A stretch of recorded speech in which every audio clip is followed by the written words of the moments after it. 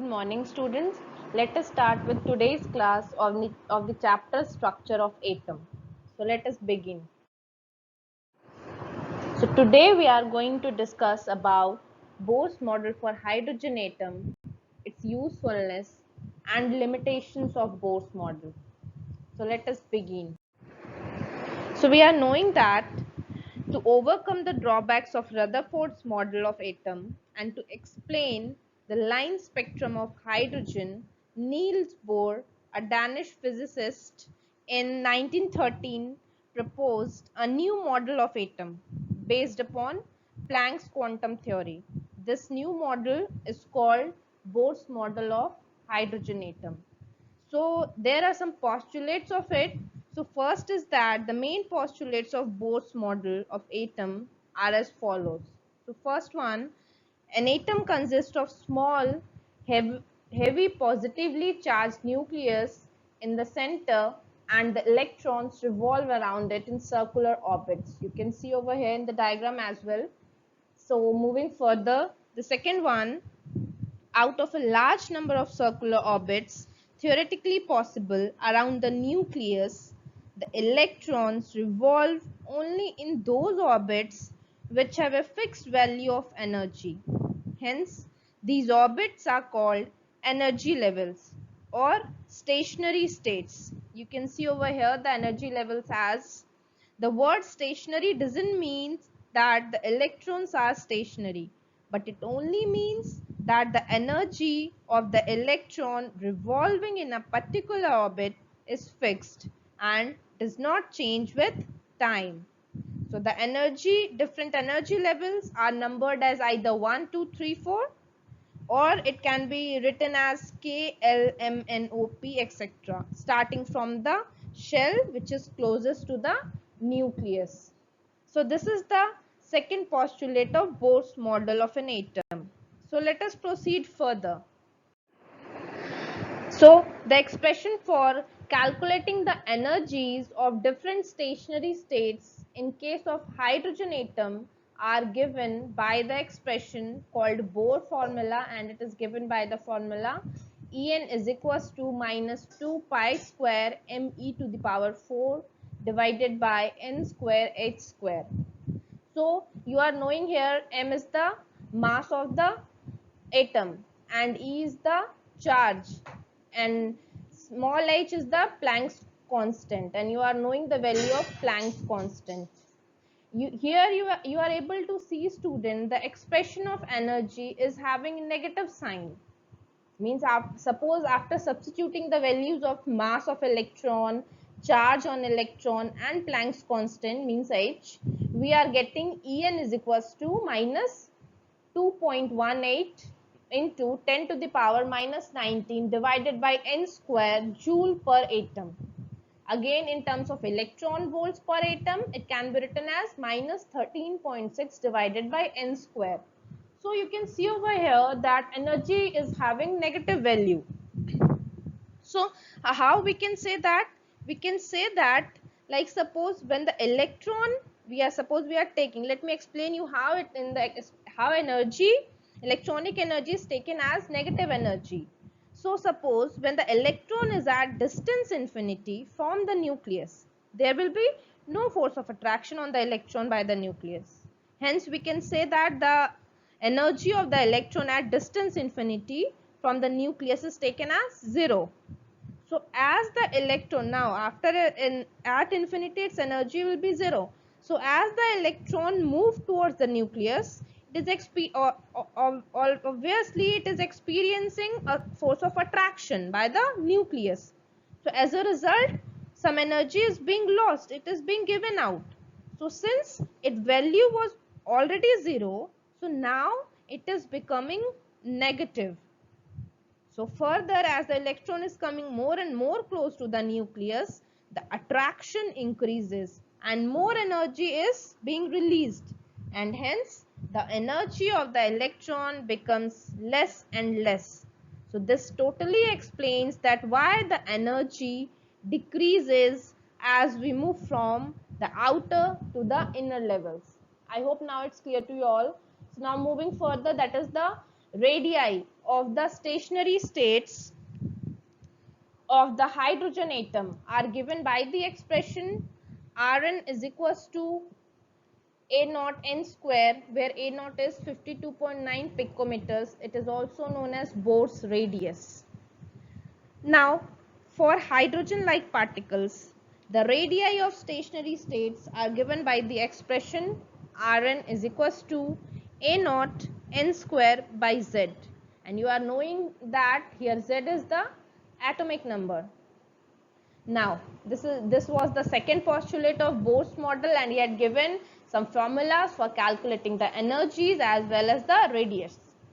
So let us proceed further. Now the third one is, he had said that since the electrons revolve only in those orbits which have fixed values of energy, hence electrons in an atom can have only certain definite or discrete values of energy and not only value of their own. So this is expressed by saying that energy of an electron is quantized.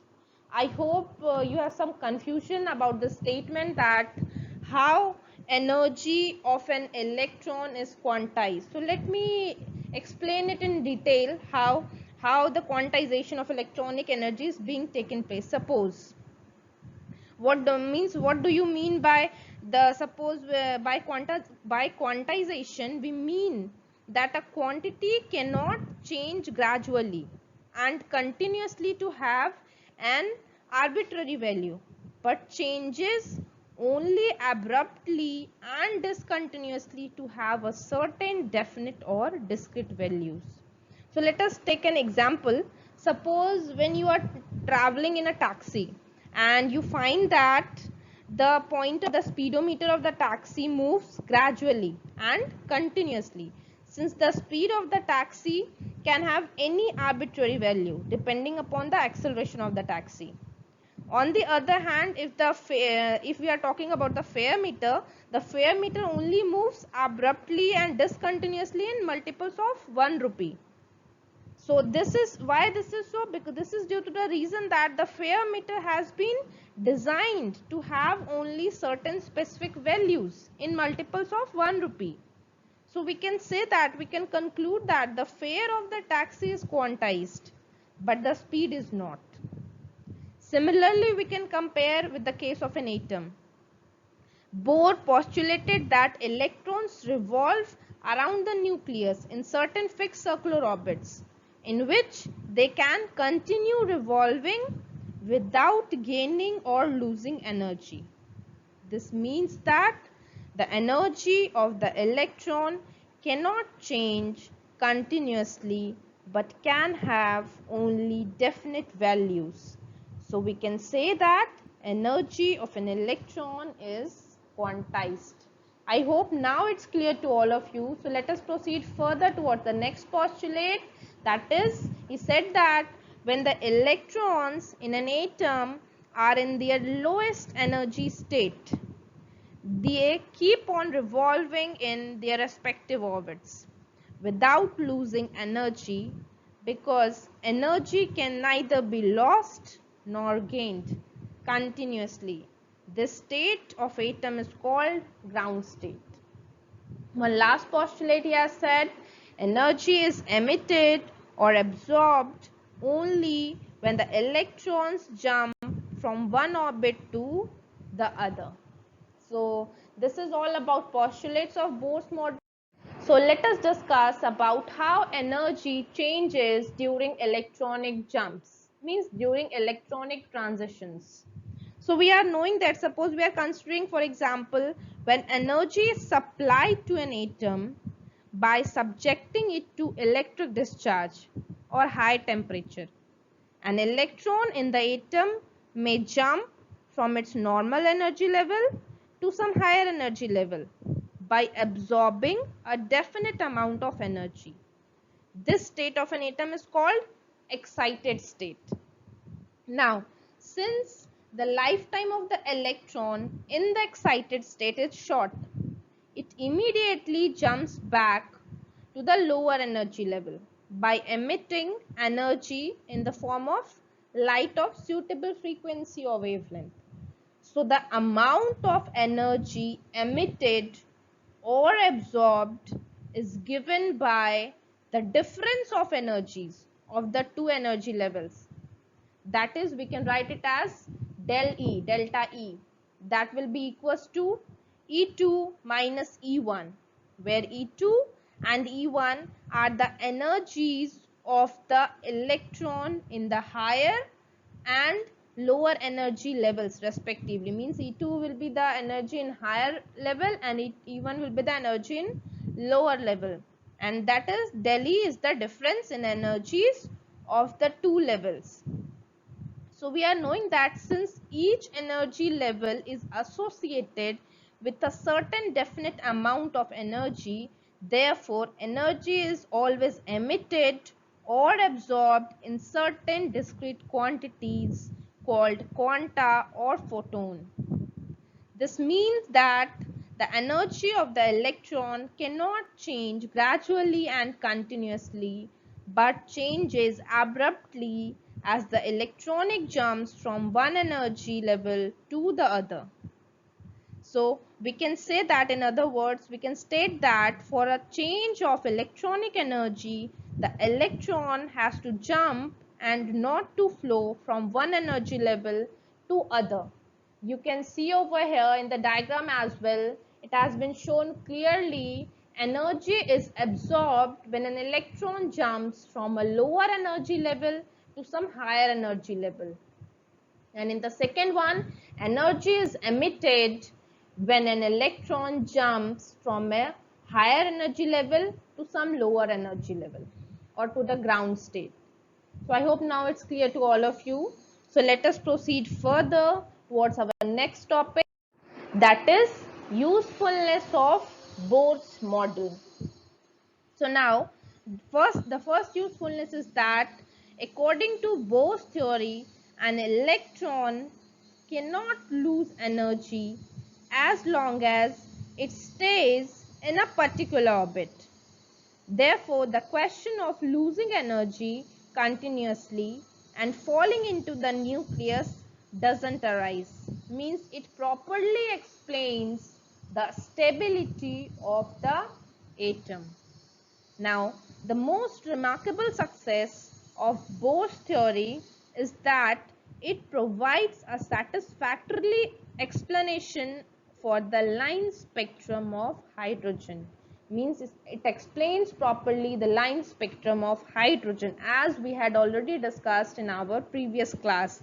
The line spectrum, electronic transition of hydrogen spectrum, that is the series Lyman, Balmer, Paschen, Brackett and Fund series I have shown you in the last class.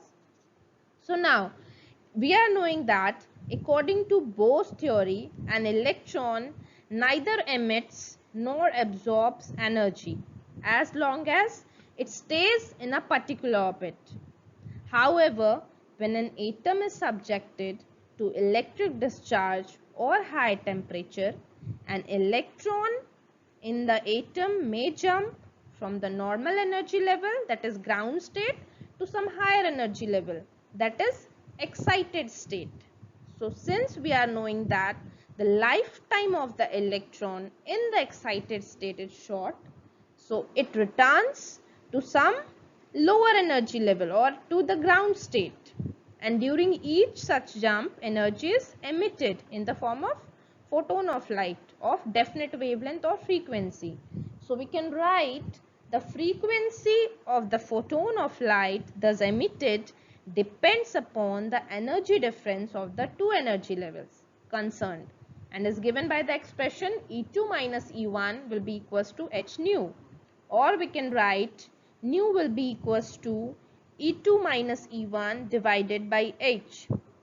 And you are knowing what are the symbols here representing. So now we can directly write the frequency. We are knowing that nu is equals to c upon lambda. So here we are substituting the value of it. So now nu will be equals to c divided by lambda will be equals to E2 minus E1 upon h. Or we can write lambda, we can write wavelength in terms of lambda will be equals to hc divided by E2 minus E1, or that is equals to del E. So now we can properly conclude that Bohr's theory elegantly explains the line spectrum of hydrogen and hydrogen-like particles. Hydrogen-like particles, what do you mean by that? Like, means having one electron. Suppose He plus means one electron. So like that. So I hope it's now clear to all of you. Let us proceed further towards the limitations of Bohr's model of atom. What are the limitations of Bohr's model of atom? The first one is that we are knowing that Bohr's theory was successful in explaining the line spectra of hydrogen atom and hydrogen-like particles containing single electron, but it failed to explain the line spectra of multi-electron atoms. This is the first limitation, that is it is inability to explain the line spectra of multi-electron atoms. Now the second one is that in the production of line spectrum, if the source emitting the radiation is placed in a magnetic field or in an electric field, it is observed that each spectral line splits up into a number of lines. So the splitting of spectral lines in the magnetic field is called Zeeman effect, while the splitting of spectral lines in the electric field is called Stark effect. So Bohr's model of an atom was unable to explain this splitting of spectral lines. So this is the second limitation. Now next one, according to Bohr's model of atom, the electrons move along certain circular paths in one plane. So thus it gives a flat model of atom. But now we are knowing that it is well established that the atom is three-dimensional model, not flat, as already been suggested by Bohr. So this is the third one. Now moving further.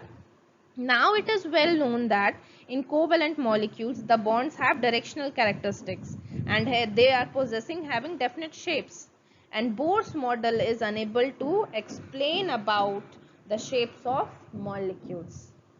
Now the last limitation is that Bohr's model unable to explain the de Broglie concept of dual nature of matter and Heisenberg uncertainty principle.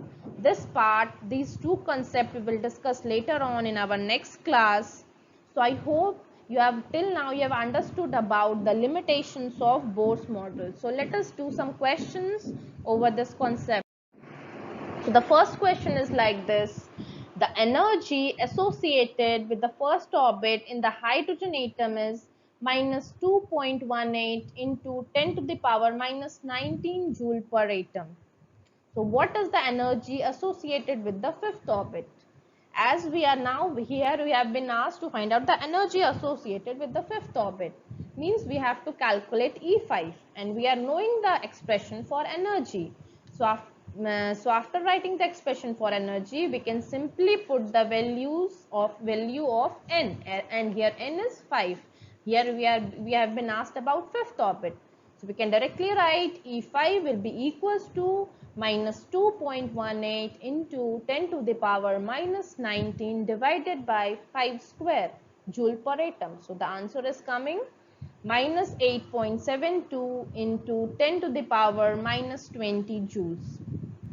Now the next question is, we have to calculate the radius of Bohr's fifth orbit for hydrogen atom. So for calculating the radius, again we are having the formula. Rn will be equals to 0.529 into n square in terms of angstrom.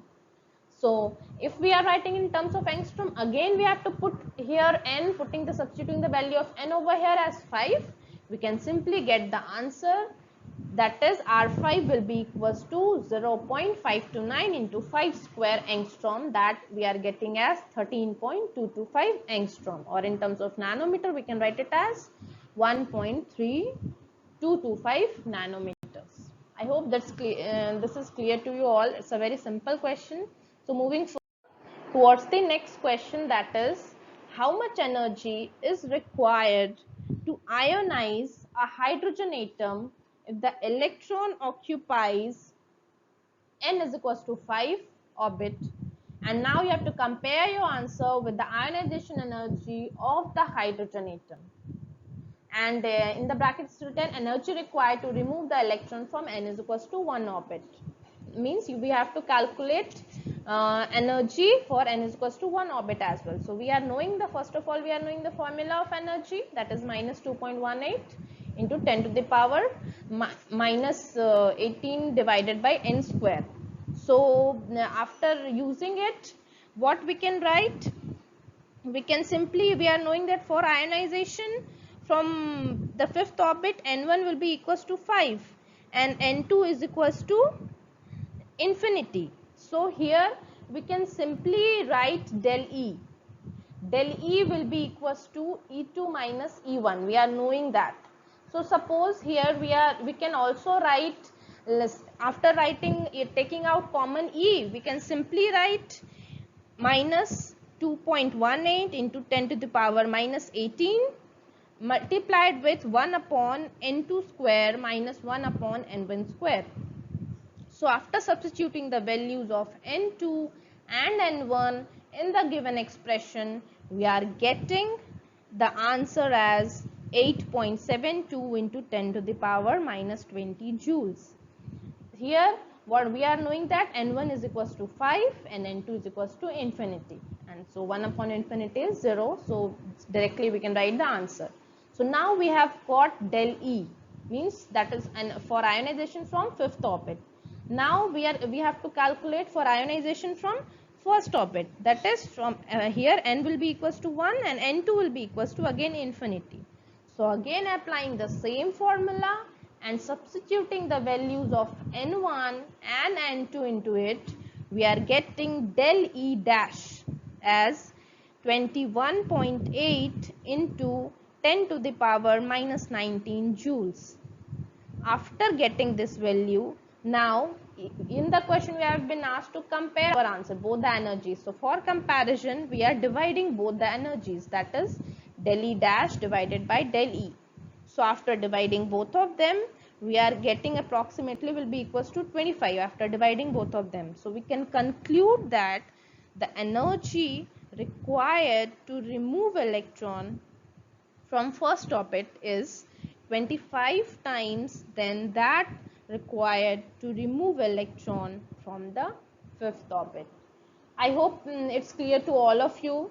Try to do it by your own once again, then it will be more clear to you. Today we have discussed about Bohr's model for hydrogen atom, its usefulness and its limitation. So thank you students.